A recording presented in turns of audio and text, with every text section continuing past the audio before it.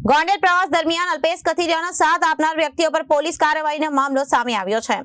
અલ્પેશ કથિરિયા દ્વારા રાજ્ય ગૃહમંત્રી હર્ષ સંઘવીએ સાથે કરવામાં આવી બેઠકમાં બાબતે નિરાકરણ આવશે તેવી ખાતરી અલ્પેશ કથિરિયાને રાજ્ય ગૃહમંત્રીએ આપી હતી।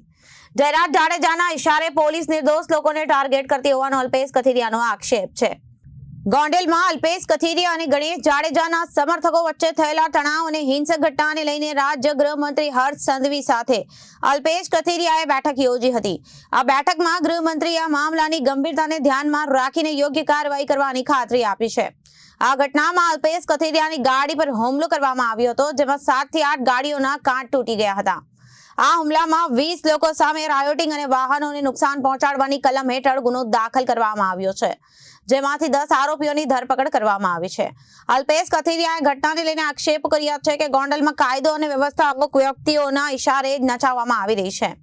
તેમણે આ ઘટનાને મિર્ઝાપુર જેવી પરિસ્થિતિ ગણાવી હતી, જ્યાં કોઈ પણ વ્યક્તિએ પર હુમલો કરવામાં આવે છે। આ ઘટનાને લઈને રાજ્ય ગૃહમંત્રીએ તંત્રને કડક પગલાં લેવા અને કાયદો અને વ્યવસ્થાની પરિસ્થિતિ સુધારવા માટે જરૂરી કાર્યવાહી કરવા જણાવ્યું છે। આથી આ મામલામાં યોગ્ય તપાસ અને કાર્યવાહી થવાની આશા છે। છેલ્લા 3-4 દિવસમાં ગોંડલમાં અલગ અલગ જે ગુનાઓ દાખલ થયા એમાં જે પણ મુખ્ય વ્યક્તિ છે એની ધરપકડ કરે એમાં અમને કોઈ વાંધો નથી, પણ જે વ્યક્તિને કંઈ લેવા દેવા નથી, માત્ર અમારી સાથે સમર્થનમાં હોય, ત્યાં સાથે આવ્યા હોય, ગોંડલ દર્શન યાત્રામાં એવા વ્યક્તિઓને કોઈના કહેવાથી એના નામ વધુ તપાસના ભાગરૂપે ખોલી અને ખોટી રીતે મદદગારીમાં ગુનામાં સંડોવણી થઈ રહી છે।